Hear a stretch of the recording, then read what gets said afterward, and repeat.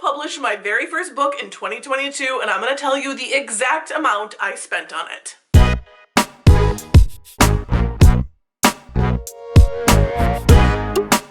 Okay, so I have found the exact numbers of everything I spent, and I'm just going to lay it out for you guys and hopefully put text, on the screen so you can see it, and then I'll tell you a final number because, full transparency, when I was publishing my book, I was not worried about money.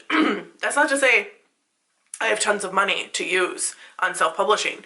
It's that I knew that I had been saving by my being a name consultant and a content creator. I was willing to spend whatever it took to get this book published. That's not the way everyone's going to approach this. Some people are going to find the best deals and do things themselves, learn how to format, all of those great things. I was not one of those people. So I'm going to tell you how much I spent because I didn't worry about the money. I also directed a show this past year, so I got a small stipend from that. And I am an actor in the Twin Cities, and I do have an agency, and I did one piece of on-camera work, and that was about a half a day's work. I got paid for it like 3 months later, but it was a good sum, and so that money also goes into my business account. Okay, so most of my money, though, came from name orders. And that is what I put back into the book. So let's talk about what I spent for self-publishing my book, Names Don't Have a Gender, by Steph Cofield. Pick up your copy today.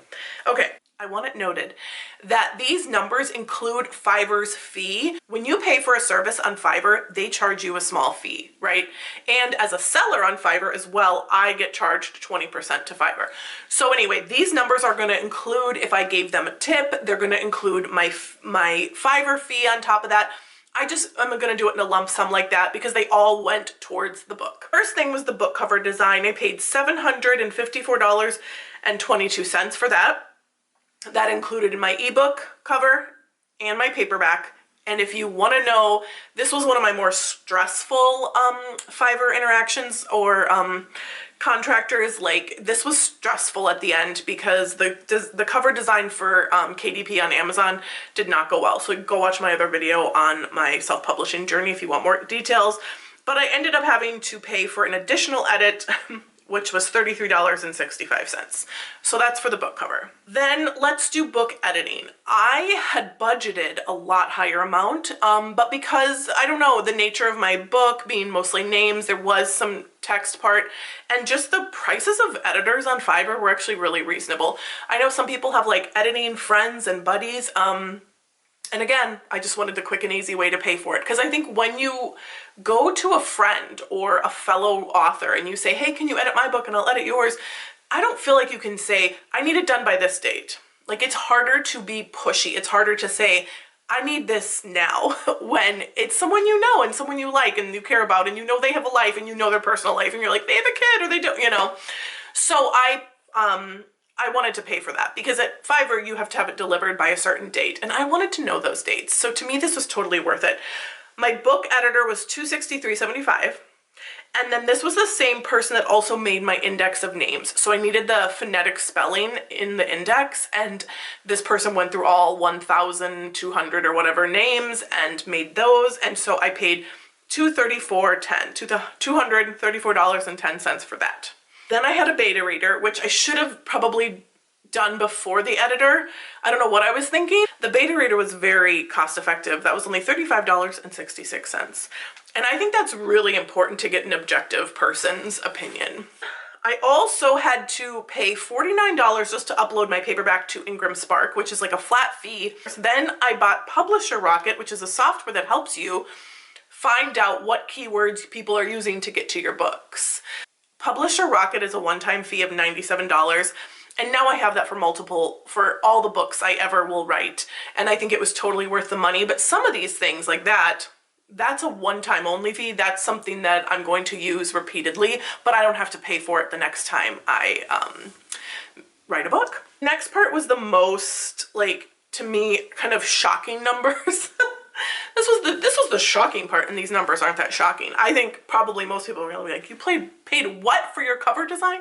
But for me, the most shocking thing is how much I spent on shipping and ARCs and gifted copies. But I'm a big proponent of this, like giving away my book for free. I think that's the best marketing. I'm also in theater, give seats away for free. I'm a big fan of like, let other artists see what you're doing. Let other pregnant people get this book, because they might think when they have another pregnant friend, oh, I should buy them that book and it's only $9.99 on Amazon, right? I feel like that's the best type of advertising, and it builds good quality relationships. I'm always happy to give away a free copy of my book. I need to order a bunch more because I just gave one to one of my son's therapy teachers. Like, I'm going to be continually giving them out when I see people who I think would appreciate it. And this person really did appreciate it. She loved it. So the first thing I did was send about 10 copies to fellow mutuals on TikTok that read the book for me, and I said, please give me an honest review on Amazon. I do not, you can't pay for reviews. That's illegal, right? Like, you're not supposed to pay someone. So I said, please give me an honest review, but you can gift people copies. So those are called, or advanced reader copies, I believe. And so I sent a bunch of ARCs out to my mutuals that I knew would appreciate it. Some were pregnant, some were not. Some were just in the same niche. Doesn't matter. I sent out copies to see if they would give me a review. And most of them did. Not everybody, but most people did. Oh, and then I did a giveaway in my private Facebook group. I did a giveaway on my TikTok. I still have to do one on my Instagram.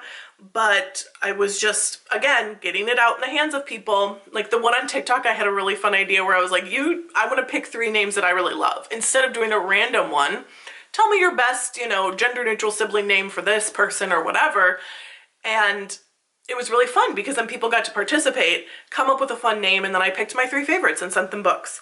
Okay, so for ARCs, gifted copies, and proof copies, because you had to buy your own proofs, at cost though, they were like $3 or $4, $123.21.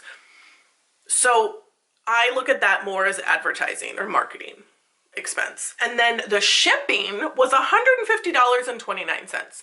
That is a lot of money to ship books, but they were expensive. And then of course, like I had a Canadian winner, or like an art copy going to Canada. Like it was expensive, and I was trying to do it from home where you print your own labels, and I was just figuring things out. I also bought my own office supplies, like mailers that are cute. Let me show you. So I bought a bunch of these as well, and then I bought a scale so I could weigh my packages to see, because I wanted to learn how people do this online. So those office supplies were $43.55. Now, I did spend $50.39 on Amazon ads in December. I don't think they were worth my money. I don't think I put enough in to see the effects of that, but regardless, it is what it is. I think I need to look into it more and make like a better choice, but I kind of just wanted to try and see during the holiday season if it was worth putting up ads. So anyway, I'm going to tell you the total right now. Drum roll, please. The amount I spent on my first book was $2,121.67. I believe that was money well spent. I'm really curious though what other people think. So when I was researching how much it costs to self-publish your book, I was getting numbers like $3,000 to $5,000, and then I was also getting numbers that were much lower, that were like a couple hundred here, 1,000 there, and I was like, what? The real life examples that I seem to find were 1,000 or below, between $500 and $1,000. Those are people who didn't want to spend a lot of money and wanted to keep their costs as low as possible, because until I make over $2,121.67, truthfully, I haven't made any money on the book. I'm just paying myself back until then. So the more you spend on the book, the longer it takes for you to actually get a profit. But to me, it's just going to only grow from there, and it's going to be around forever. And maybe I'll do more editions, and I definitely will be writing more books. I want to write children's books. I want to write a second name book. I want to write naming advice and name rankings and ratings. I want to get into it. Like, I want to have more than one book. I do think I have to realize that for me, budgeting around $2,000 to self-publish might be a fair number to start with, to remember for the future. That you can do this for cheaper, and you can also spend more money, right? And I'm really happy with the amount I spent on the book. Like I said, like I'm happy with it because I went from trying to finishing writing August 31st to getting it in people's hands the second week of November. So that's essentially September, October, and a little bit of November. I did all this back and forth with Fiverr people, editing, late nights, making up, like finding the page numbers to match the index, like putting it all together. I'm incredibly happy with my experience in self-publishing because I was able to control the timeline, which I don't think you can as much when you are trying to do it on a budget, a small budget. It's really hard to control. And so if you want to do something fast, it's time versus money, right? And I chose to spend a little more, and that's okay, because to me, I put my name income, my name consultant income.